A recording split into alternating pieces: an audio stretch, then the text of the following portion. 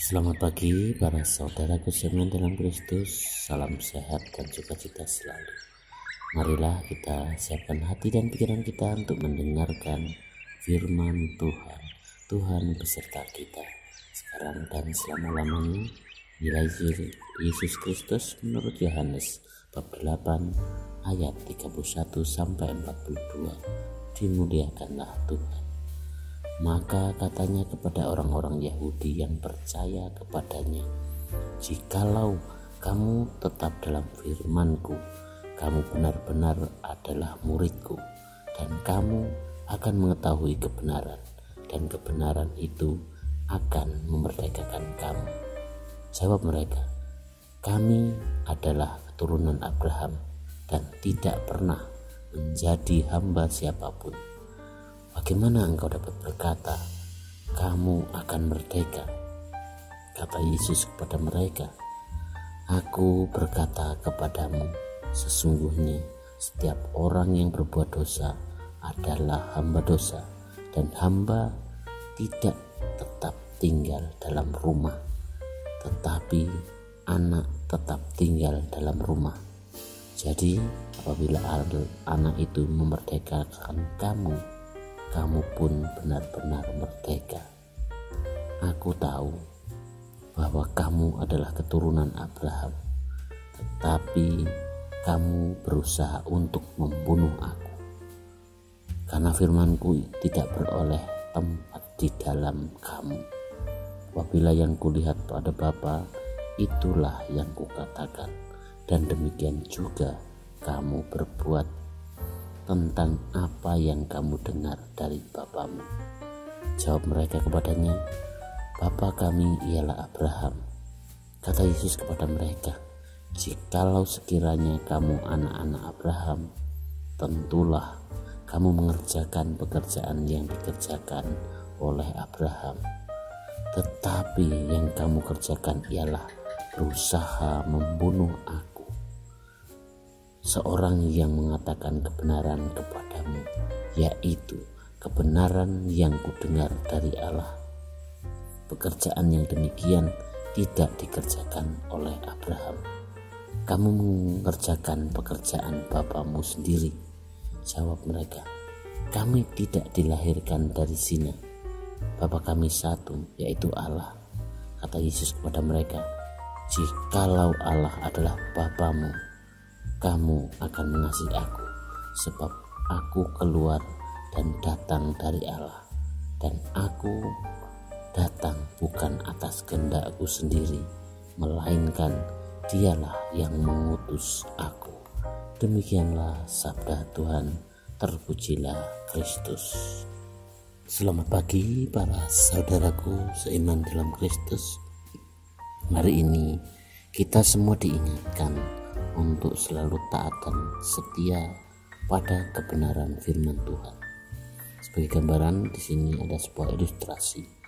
Seorang anak biasanya belajar dari lingkungan hidupnya, terlebih belajar dari orang-orang yang terdekat dengannya. Lingkungan yang baik akan menjadikan seorang anak berkembang secara baik. Sedangkan seorang anak baik jika tumbuh dalam lingkungan yang tidak baik, hasilnya bisa saja menjadi anak yang tidak baik. Dengan demikian, manusia seringkali dihadapkan pada suatu pilihan-pilihan dalam hidupnya. Pilihan-pilihan ini merupakan anugerah Tuhan dalam hidup manusia itu sendiri. Ada jalan yang benar, ada yang tidak. Ada kebaikan, ada juga keburukan. Ada kehidupan dan juga ada kematian. Ada suka dan duka, dan lain sebagainya. Pada dasarnya setiap orang ingin memilih yang terbaik dalam kehidupannya. Sebab pilihan yang diambil tentu saja akan mempengaruhi kelangsungan hidup manusia itu sendiri. Saudaraku, para sahabatku seiman dalam Kristus, sebagai seorang beriman kepada Tuhan Yesus, kita pasti tahu dan memahami bagaimana memilih jalan hidup yang sesuai dengan yang Tuhan Yesus kehendaki. Tuhan menghendaki agar kita memilih jalan yang menyelamatkan, dan membawa kita pada kebahagiaan. Dan tentu saja jalan keselamatan atau jalan kehidupan itu sendiri adalah Tuhan Yesus. Kita diminta untuk tetap setia dan mengikuti apa yang difirmankannya, sehingga kita dapat mengalami hidup yang sebenarnya, yaitu hidup yang merdeka, bebas berdasarkan terang firman, merdeka dari dosa, merdeka dari hawa nafsu dan kebiasaan buruk, merdeka dari ketertarikan dengan roh jahat, merdeka dari kesombongan dan lain sebagainya. Para sahabatku, sahabat Suara Hati, rekan muda dan para pendengar dimanapun Anda berada, pengakuan Yesus sebagai putra Allah yang ia sampaikan secara implisit mengundang masalah, mengundang kegaduhan di kalangan para tua-tua Yahudi dan tokoh-tokoh Yahudi lainnya. Pembicaraan Yesus dengan orang-orang yang di hadapannya hari ini menunjukkan bagaimana sikap Yesus berhadapan dengan bangsanya yang terpilih. Sejak semula mereka membanggakan diri sebagai bangsa pilihan Yahweh, pilihan Tuhan. Dengan demikian mereka memperoleh hak-hak istimewa dan serba khusus berkaitan dengan status itu.